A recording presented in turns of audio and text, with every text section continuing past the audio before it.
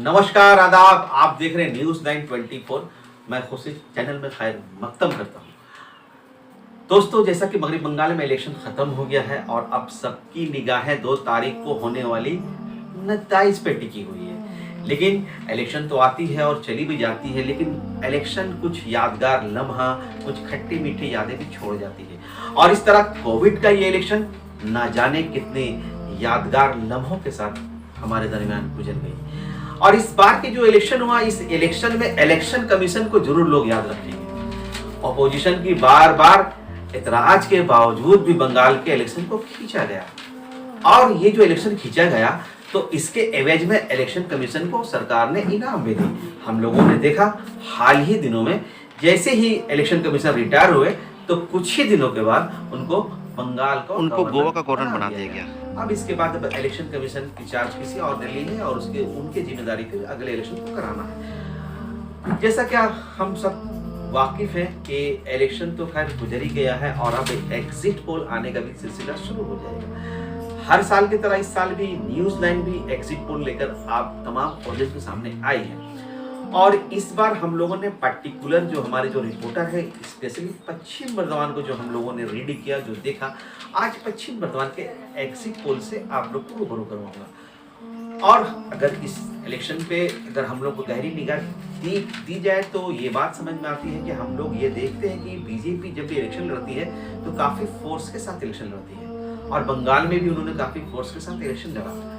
उसके साथ साथ ये कोशिश ये होती है कि वोट को प्लोराइजेशन किया जाए, मजहब के नाम पे वोट को बांटा जाए। तो यहाँ पे पश्चिम बर्धमान में मजहब के नाम पे वोट को बांटते हुए भी हम लोगों ने देखा। लेकिन एक कोशिश और ये रहती है बीजेपी वालों की कि माइनॉरिटी वोट को डिस्ट्रीब्यूट किया जाए, माइनॉरिटी वोट को बिखेरा जाए। इसीलिए आप लोगों ने देखा है होगा कि इस बार इलेक्शन में जब भी इलेक्शन होता है, बीजेपी के जो कैंडिडेट होते हैं वो कभी भी जो माइनॉरिटी एरिया होता है वहां पे वो प्रचार प्रसार के लिए नहीं जाते हैं, क्योंकि उनका एक टारगेट ये होता है कि वोट को प्लोराइजेशन किया जाए। और फिर इलेक्शन में पाकिस्तान का जिक्र आना, बांग्लादेश का जिक्र आना, मुसलमानों की बात करना, ये तो अब एक रिवायत बन गई है। इसके जिक्र के बगैर बीजेपी का तो नैया भी पार हम लोग को होते हुए नहीं दिखाई दे रहा है। ये एक अपनी जगह है, लेकिन बीजेपी वालों की ये बात है कि बीजेपी काफी फोर्स से और काफी ताकत से इलेक्शन लड़ती है। इस इलेक्शन में हम लोग को सीपीएम कहीं भी दिखाई नहीं दिया। अगर हम कांग्रेस की बात करें तो कांग्रेस में कुल्टी में एक जगह चड्डी चटर्जी खड़ा हुए, उनकी भी हालत जितनी हम लोग तवक्का कर रहे थे वैसे हम लोग को दिखाई नहीं दिया। और कुल्टी में हम लोग सीधा मुकाबला टीएमसी कैंडिडेट और बीजेपी कैंडिडेट उज्जवल चटर्जी और डॉक्टर अजय कुद्दार के दरमियान हम लोग होते हुए दिखाई दे रहे। लेकिन ऐसा लग रहा है कि इसमें हम लोग को उज्जवल चटर्जी को एज मिलती हुई दिखाई दे रही। और एक बात मैं यहाँ पे ये शेयर करना चाहता हूँ कि इस बार इलेक्शन में हम लोगों ने ये देखा कि बीजेपी का जो स्ट्रॉन्ग वोट बैंक है वो मनवाड़ियों का है।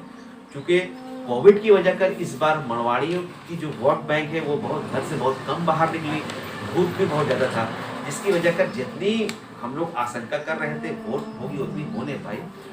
और बहुत सारे लोगों का नाम लिस्टिंग नहीं है कि वो लोग बाहर चले गए, वो लोग भी नहीं दे पाए वोट। तो इस वजह कर इसका मिला जुला असर हम लोग को इलेक्शन के प्रचार, हम लोग को इलेक्शन के रिजल्ट में हम लोग को देखने को मिले।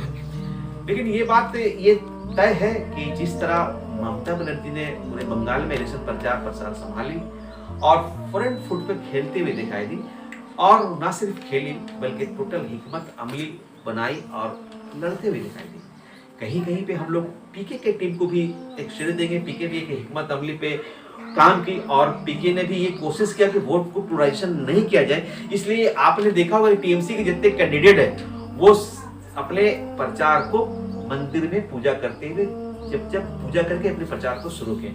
आपने किसी भी कैंडिडेट को ना मस्जिद जाते हुए देखा होगा, ना किसी कैंडिडेट को मजार जाते हुए देखे होगा, क्योंकि उन लोगों को ऐसा लग रहा था कि अगर मस्जिद और मजार का जिक्र आया तो पूरा खेल बिगड़ जाएगा और तो फिर ये वोट पोलराइजेशन हो जाएगा और इसका पूरा नुकसान टीएमसी को होगा।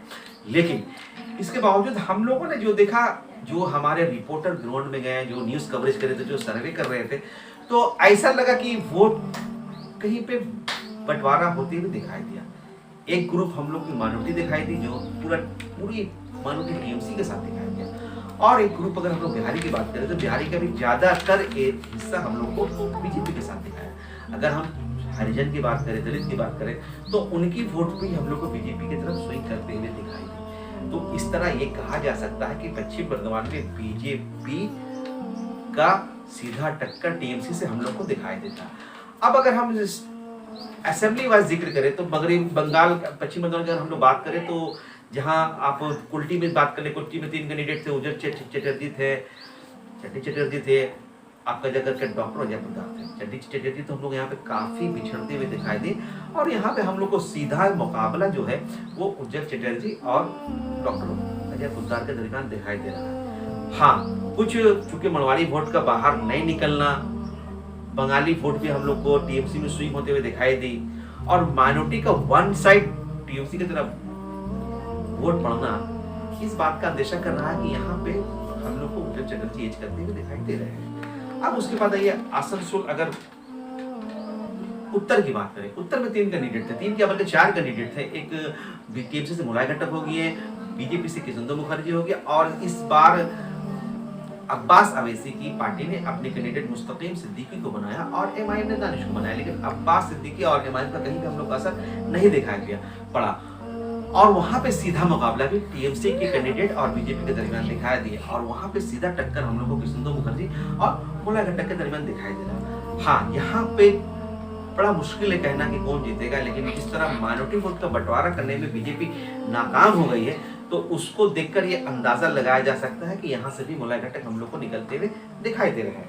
अब आसनसोल अगर हम दक्षिण की बात करें, यहाँ भी 3 कैंडिडेट थे, 2 घोष थे, एक घोष सीपीएम से थे और एक घोष टीएमसी से थे, और एक अग्निमित्र और ये बीजेपी के कैंडिडेट। यहाँ पे चूंकि यंग साइनी घोष ने काफी कड़ी टक्कर देते हुए दिखाई दी है, और यहाँ से भी जो हम लोग को वोट मिल रही है, यहाँ से भी हम लोग को एज जो मिल रहा है, वो यहाँ से हम लोग को टीएमसी को एज मिलते हुए हम लोग को दिखाई दे रहा है। इसके बाद पंडेश्वर की बात करें तो पंडेश्वर में सीधा मुकाबला 2 कैंडिडेट के दरमियान था, एक नारायण चक्रवर्ती के दरमियान था, और दूसरा एक्स मेयर जो अपना पाला बदलकर बीजेपी में चले गए हैं, जितेंद्र कुमार तिवारी के दरमियान था, और ये मुकाबला काफी कांटे की टक्कर थी।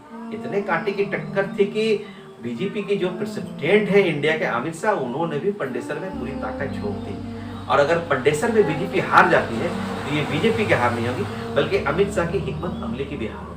और यहाँ जो कंटेस्टेड हम लोगों ने देखा, जो हम लोगों ने जो ग्राउंड रिपोर्ट देखी, इसमें भी यहाँ पे भी हम लोग को जब हम लोगों ने वोटर से बात किया तो उन लोगों ने ये कहा कि नहीं, यहाँ पे जो कैंडिडेट है नारायण चक्रवर्ती, वो चूंकि लोकल है, और आपके जाकर जो बीजेपी कैंडिडेट है वो बाहर के है, तो हम लोग लोकल कैंडिडेट को यहाँ पे प्रीफरेंस देंगे। लेकिन इसके बावजूद भी जितेंद्र कुमार तिवारी बहुत अच्छा फाइट देते हुए दिखाई दे रहे हैं, और वहाँ का एनालिसिस करना, प्रेडिक्शन करना बड़ा मुश्किल है, और वहाँ पे हम लोग को लग रहा है कि कांटे की टक्कर हम लोग को दिखाई दे रही है।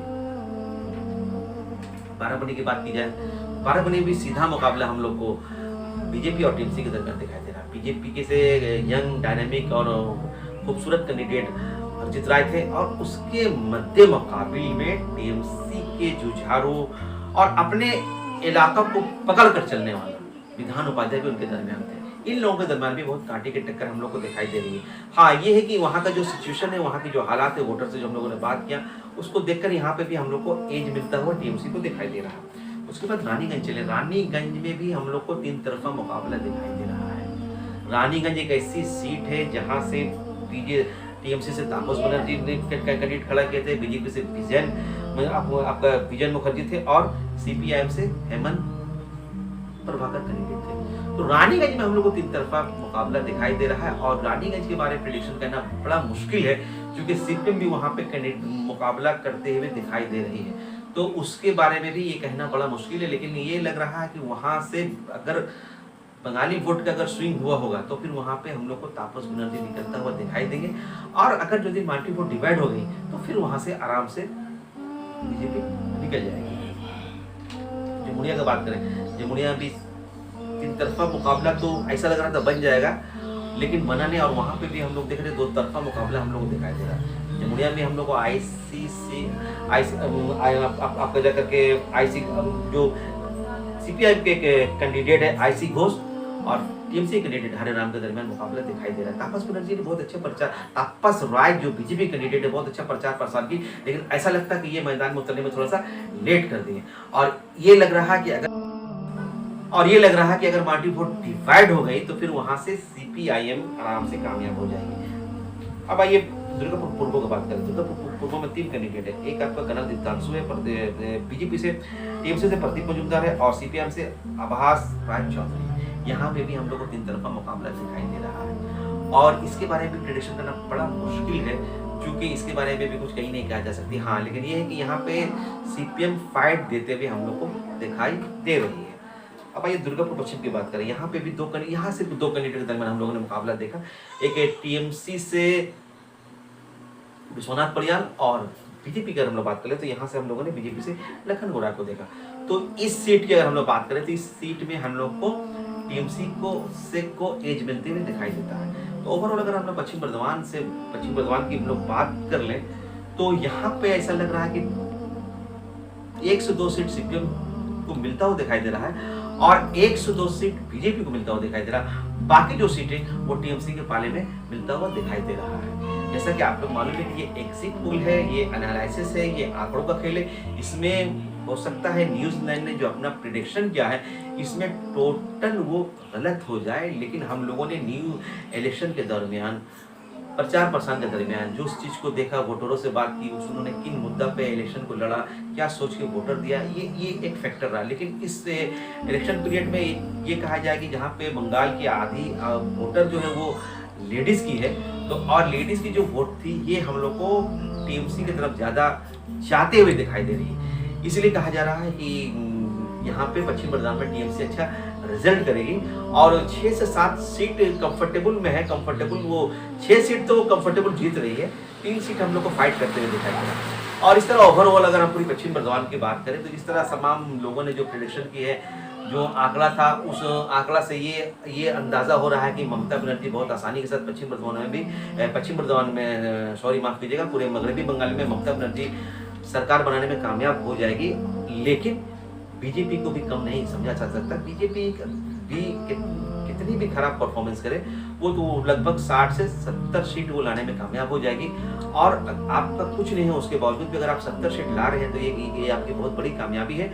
और यहाँ पे बीजेपी को श्रेय देना चाहिए, देने की जरूरत भी है और बीजेपी की जो आइडियोलॉजी है, जो उनके थिंक टैंक है, उसकी भी तारीफ करनी पड़ेगी कि वो लोग इलेक्शन तरह लड़ते हैं और बहुत फोर्स को लगाते हैं। लेकिन इस बात से भी इनकार नहीं किया जा सकता है कि ममता बनर्जी लेडीज होने के नाते जिस तरह डटी रही और मुकाबला की और हर सवालों का जवाब दी, न सिर्फ प्रचार प्रसार संभाला बल्कि फील्ड वर्क भी करता हुआ हम लोग को दिखाई दी। हाँ, और नंदीग्राम के बारे में बताते कि हम लोग की जो रिपोर्ट मिला है, हम लोग को जो रिपोर्ट मौसूल हो रही है नंदीग्राम से, वहां पे ममता बनर्जी बहुत आसानी के साथ जीतते हुए दिखाई दे रही है। हम लोग को ये भी रिपोर्ट मिला कि 75 बूथ ऐसा था जहां पे शुभेंदु अधिकारी अपना पोलिंग एजेंट भी दे नहीं पाए।